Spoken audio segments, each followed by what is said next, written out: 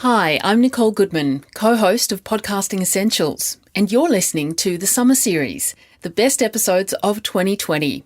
And because there's nothing better than a top 10 list, let's go back to episode 12 and get your top 10 podcast questions answered. SoundCartel.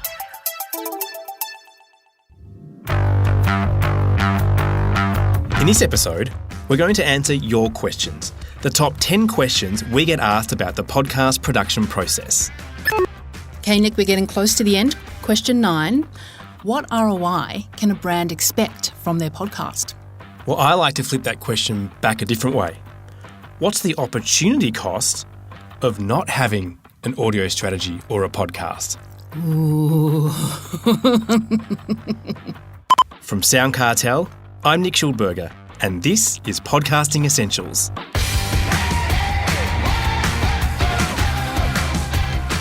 Welcome to episode 12 of season 4. And to help me answer these important podcasting questions, I'm joined by producer and co-host Nicole Goodman. Hey Nick, happy to be back with you once again. And Nicole, you are very well qualified to help answer these questions because you would have asked many of them yourself when you set out to produce your own podcast a few years ago. That was before you joined the team here at SoundCartel. And, because you probably won't say it yourself, an Australian podcast award-winning podcast, no less. Oh, stop it. No. It's true, Nick. Back in the day when I was researching equipment and how to start a podcast, it was actually quite overwhelming because there is so much information out there that it actually stopped me from pursuing what I now love very much. So I asked a lot of the same questions that we're getting now as we produce podcasts for brands and individuals. And now you're answering them. And now I'm answering them. Who would have thought? But before we get to answering these 10 questions, I actually want to pose 2 questions because these are questions that we ask our clients and prospects before we start producing a podcast. And they're really critical questions. They are, what is the purpose of your podcast and who is the audience for the podcast? Look, 2 critical questions to ask before you even consider producing a podcast. It really comes down to the why. Why are you producing this podcast? What is the reason for its being? It can't just be because it's fun or you've heard it's good or everyone else is doing it. There really has to be a goal, a measurable goal. And your audience, there has to be someone in mind that you're talking to, that you're trying to convince, that you're trying to entertain. So these things need to be very clear in your mind before you dive in. Yeah, with the purpose, we like to distill it down to an elevator pitch, 1 or 2 sentences that describes exactly why you're doing the podcast, its goals, its objectives, and then beyond that, having understanding right from the start what success looks like, what you're trying to achieve. Yeah. And if you know that and who your audience is, their habits, how they digest other types of content, then you can start to work out all the other things that go into making a podcast, the tone, the voice, the style, the content, the duration, the frequency, and they're all the questions that we're going to try and address now. Exactly. Okay then, let's start the 10 questions that we get asked all the time. I'm going to throw to you, Nicole, to ask the questions, but we'll both sort of answer them. Okay, here we go. Question 1. How long should a podcast be? That is probably the question we get asked the most. So many times. And it has a pretty simple answer. It should only be as long as it needs to be. It's true. And that means don't go on for 2 hours if you can do it in an hour. And if you have a half-hour podcast that's a bit boring in parts, then chop it back. Editing is your friend. Edit once, edit twice, and then edit 3 times. And when you think no more editing can be done, get someone else to listen because they'll probably find something that can be chopped out. But as far as the duration, where is the sweet spot? It really does depend, again, on who your audience is and what kind of content you're producing. But there are some stats that we point people to. One is that if it's around 20 minutes, it's most likely to be listened to in one session. I think that's really important because you don't want to give listeners a reason to not come back to your podcast. So a lot of the podcasts we produce for clients are in that sort of 15 to 20, maybe 25 minutes. There's stats around the average commute time. Not that we're commuting much at the moment, but when we're allowed to commute is about half an hour. So again, trying to keep it under that half an hour. The stats are showing that over the last couple of years, podcasts in general are getting shorter. I think that's for a couple of reasons. As news podcasts and daily podcasts are increasing in popularity and they're generally shorter, but also because people are editing more, they are chopping things back. They're not just pressing record and rambling and rambling and rambling. So I think keeping it as short as possible, respecting the listener in that case.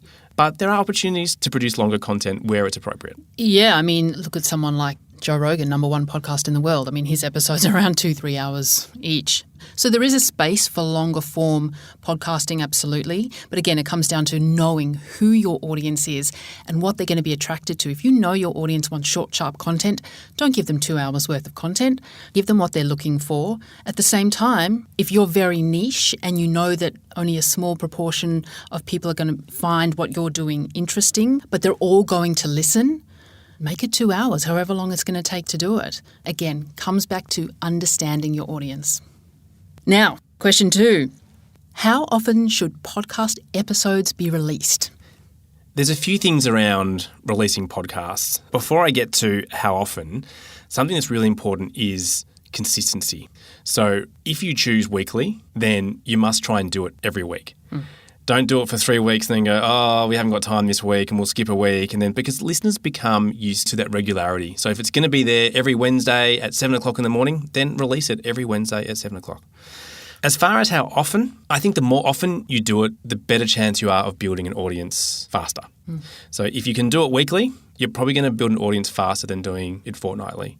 And likewise, monthly will not be as effective as fortnightly. However, you've got to be able to maintain the production schedule and you've got to have the budget and the resources to maintain a podcast for whatever frequency you choose. And the energy. That's right. So you still want to do it really well because above all, it has to be entertaining.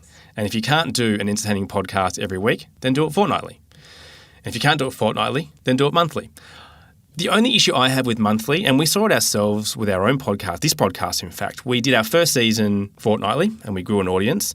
Then we moved in our second season to monthly because we just changed it up a little bit. We thought we'd do case studies and that monthly would suit better. The audience plateaued. And then in season 3 and 4, we've gone back to fortnightly and the audience is growing again. So I think that's evidence that the more episodes you do, hopefully the faster you'll grow an audience. The issue I have with monthly is when in the month do you release?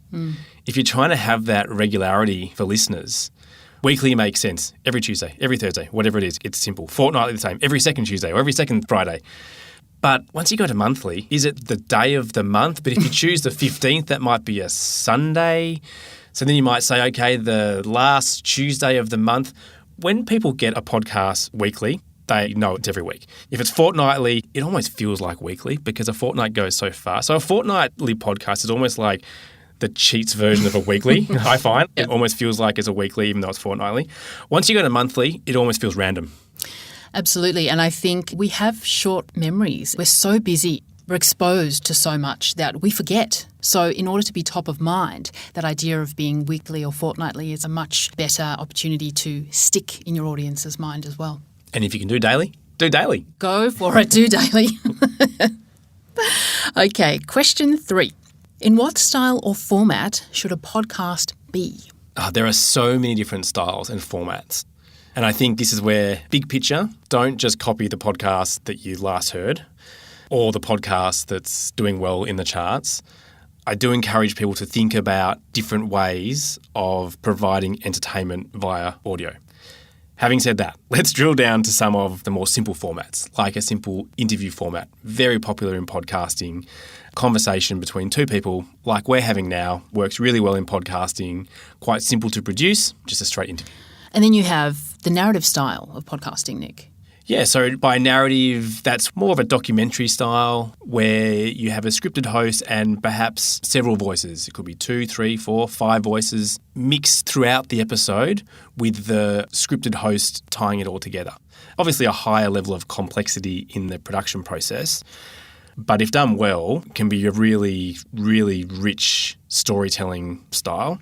It is my favourite style of podcast, I have to say. It offers you a much deeper experience. It's far richer, as you say, and entertainment value is a lot higher. So it's an interesting and exciting style of podcasting. Yeah, absolutely. And the middle ground between those two is sort of an interview narrative style where it's still a single interview, but you use scripting of the host to just increase the pace a little bit, makes it feel a bit more polished and professional, perhaps. We're assuming here that most of this is for non-fiction podcasts. Yes. Of course, in the fiction genre, well, the sky's the limit in the way you can tell stories and have fun and characters and immersive sound and a whole lot of other things. And of course, there are legendary branded podcasts that have gone into the fictional space, like GE, who did The Message, an award-winning podcast. It can be a leap to go from traditional interview or even traditional narrative for brands, but it's such an incredibly engrossing experience for the listener that in terms of awareness and affinity for the brand, it can just yield incredible results. Okay, question 4. What's the best way to record a podcast? Well, we always aim for the highest quality, which means wherever possible, we like to record in a studio. For 3 decades, we've always had our own in-house studio, which makes that quite easy for us. But we also, for interstate guests, will normally link to a studio, perhaps an ABC studio or another private studio, because we aim for broadcast quality from the outset. We think that is the best way of respecting the listener who's taken the time to tune into a podcast, to deliver them the very best quality audio we can. But you don't have to record everything in a studio, and we certainly don't. We quite often will record on location. And recording on location in some circumstances works better because perhaps the guest will be more comfortable, maybe a farmer on his farm, and there might be ambient noise of cows in the background, that sort of thing. Location recording can be very effective when used correctly. And of course, during COVID, we've been doing 90% of our recording remotely. Yeah, we sure have. At times, 100%, where we literally cannot leave our homes. Yeah. And there are some great software options like Zencaster or Squadcast. We use Source Connect for capturing high-quality audio over the internet. There are some tips and tricks, and it does take a little bit of skill to do that, but there's definitely options to do that, and you can still get a great result that way. Okay, Nick, now, question 5. What should you keep in mind when developing a brand for the podcast? There are really 2 main elements when it comes down to the visual branding of a podcast, and that's the name and the artwork. And they are both equally important and very, very important in being discovered, capturing the attention of your listeners. So the name first, we recommend keeping it as short as possible, 1 to 3 or 4 words. And this is really because it's got to fit onto artwork that quite often is about the size of a postage stamp. Yeah. So the less words, the more it's going to stand out and the easier it's going to be to read. You can add taglines that help describe what the name is. They might not work on the artwork itself, but at least you can use them in podcast apps as a bit of an explainer. But the name should be clear as to what the listener's going to get.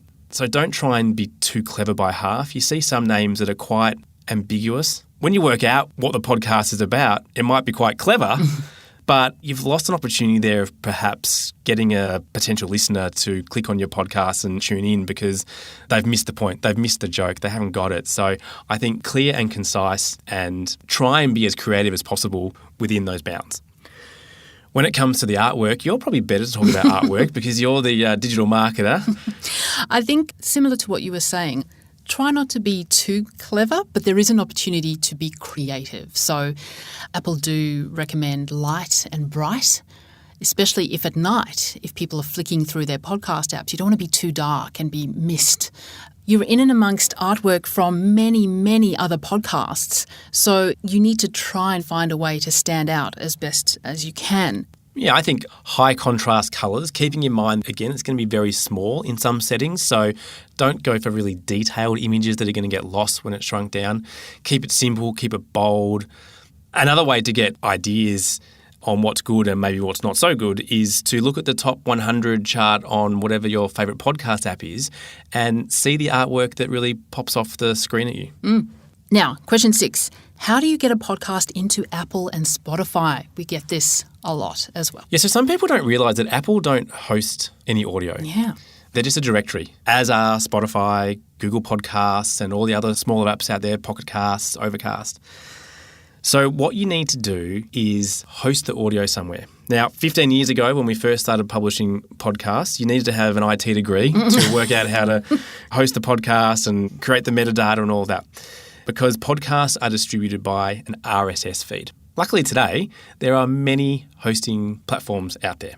The one we recommend to our clients is Omni Studio. They're here in Australia, a great team. We've had the managing director, Sharon Taylor, on this show a number of times. They're just easy to talk to, great tech, and it always works. So if you're looking for a platform, we highly recommend that one. But there are many others, both here in Australia and around the world, that fundamentally do a similar thing. I describe it as them being a little bit like the YouTube for audio. You upload your audio, your metadata, your title, your descriptions, your artwork. And the most important thing they do, these platforms, is create that RSS feed for you. Once you have that RSS feed, you then submit that to Apple, Spotify, etc. And that's how your podcast ends up in those directories. It's important to keep in mind that with Apple, and they are the biggest podcast app still, being chased down by Spotify, but they have the biggest audience still. They need to approve your podcast before it will appear. And that can take, they say, up to a week, normally a few days, but make sure you submit that podcast to Apple in advance of when you want to launch. Many other podcast apps use the Apple index. So Pocket Cast, Overcast, those kind of apps will automatically index your podcast once it's in the Apple podcast directory. And the other great thing about the hosting platforms is they then provide analytics about who's listening, where they're listening, how much they're listening, those sorts of things. And very importantly, they offer an embeddable player. Yes. It's really important that you embed that player on your website or on a website that you create for your podcast. And that becomes a central place for your podcast. In all your marketing and your social media and your promotion, that's where you send people first so they can click one button and listen. And then, of course, if they already use an app like Apple or Spotify, then you have the link there so they can subscribe and keep listening through their preferred listening platform. Yes. Now, Nick, the podcast is up on Apple, Spotify, all the big publishers. How many downloads should a podcast expect? It's surprising how often this question is asked after the podcast has been launched. So true. We try and set expectations back at the strategy phase of producing a podcast. That's where we set the expectations, and it really does depend on who your audience is, how big that audience is. You might have a very niche podcast. We produce podcasts for associations, so they have a finite number of members that they're trying to target. So for them, if they get 10, 15% of that audience, if they have 10,000 members and they're getting 1,000 listening, then they're quite happy with that. But if you are expecting tens of thousands of downloads, then you better make sure that you've got a way of reaching hundreds of thousands of potential listeners to get those downloads. I often refer to some stats on what the averages are for other podcasts to kind of put it into perspective. Some stats from March 2020 from Libsyn, which is another very large hosting platform. They host more than 50,000 podcasts, so there's a decent base here for these stats. After 30 days from release of an episode, if you get 136 downloads, you're actually in the top 50% of podcasts in the world. To be in the top 20% of podcasts, you need 1,100 downloads. If you're getting more than 3,200 downloads, you're in the top 10%. 7,700 downloads, you're in the top 5%. More than 20,000 downloads, you're in the top 2%. And if you want to be in that top 1% of podcasts, it's 36,000 downloads. So you can see that the numbers are quite small, right up there until 3,000 downloads for the top 10% is not a huge number as a raw number. But again, it all depends on how many people you're actually targeting. That's exactly right. So for people or for brands that are just starting out, I wouldn't get despondent about starting with low numbers, low downloads. This is the point from where you build. And again, it depends on how you promote, how you market and get the word out. Yeah, and podcasting has a long tail. If it's evergreen content, stuff that you release today or tomorrow or next week or next month might still be relevant in years from now. And so those numbers will continue to increase. It'll be searchable by Google and all those sorts of things. So those numbers will go up over time. That's exactly right. And in fact, leads perfectly into question 8, which is, how do I grow my audience? Well, I'm going to throw to you, Nicole, again, because you are the digital marketing expert in our team. Before I do, though, let me just say there's one thing that we say to our clients, and that is, when you get to the point of having finished producing that podcast, you've got the MP3 in your hot little hand, that's about 50% of the job. Don't think that you've just got to upload it and suddenly the audience will appear, because they won't. You still need to do a lot of marketing and amplification and tell people about your podcast. But what are the best ways to do it? You tell me. You're very right, Nick. It's almost like the second phase of work begins. But that's also why we talk about marketing upfront in our strategy session too. The earlier that you can nut out what the marketing might be upfront, the less pain there is on the back end from when you press publish. But you want to look at your owned media. So absolutely your website or a specific website for the podcast. That's where you want to direct all traffic. And then what else do you own? Your social media pages, your newsletter, if you have events, whatever you own as a brand, use it to its fullest potential. Post as often as you can, but always direct back to the website for people to listen. So partnerships are another great way to build awareness for your podcast. Think about quid pro quos, how you can benefit from their audience reach and how they can benefit from yours. What you're really trying to do in these instances is broaden your reach as much as possible. PR, sending media releases to as many potentially interested publishers as you can. You never know who'll be interested and write a great article about your podcast. And then paid opportunities obviously is boosting your posts on social media and, of course, ads and other podcasts.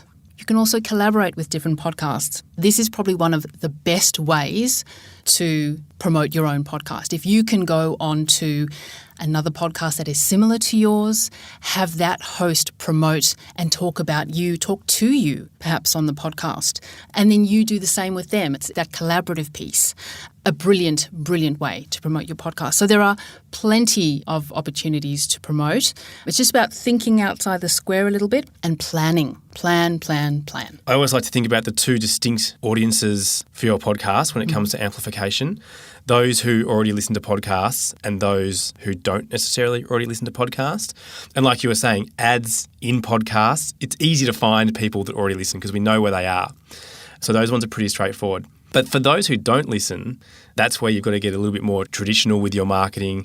There's almost an education piece involved there because you're not only trying to tell them to listen to your podcast, but you might have to almost explain to them what a podcast is. Yeah. But what a great opportunity for your podcast to be the first podcast that person's ever listened to, because you're not competing then for share of their 5 hours of podcast listening time a week. They're going to be like, oh, wow, not only do I love this podcast, but now they may have fallen in love with podcasts, and they'll probably thank you for that as well. Exactly. But for non-podcast listeners, that's why the website is really important too. We know that up to about 30% of people in some cases from the analytics that we see will listen to the embedded player on a website. And I would assume the majority of those people are people that don't already have a podcast app. They've been sent an email or they've seen your social media post or something like that and they've just clicked it and they've ended up on your website and they've hit the play button straight away. So it's really important to have that central place to send everybody. At all times, your website should be the one central source of truth, always. Okay, Nick, we're getting close to the end. Question 9. What ROI can a brand expect from their podcast? Well, I like to flip that question back a different way. What's the opportunity cost of not having an audio strategy or a podcast? Ooh. With podcasts being such a fast-growing medium for communication and with listenership increasing year on year, while, mind you, use of some social media platforms like Facebook is actually going down, you would be crazy to not at least consider having a podcast in your content marketing mix. That's if you're a big brand.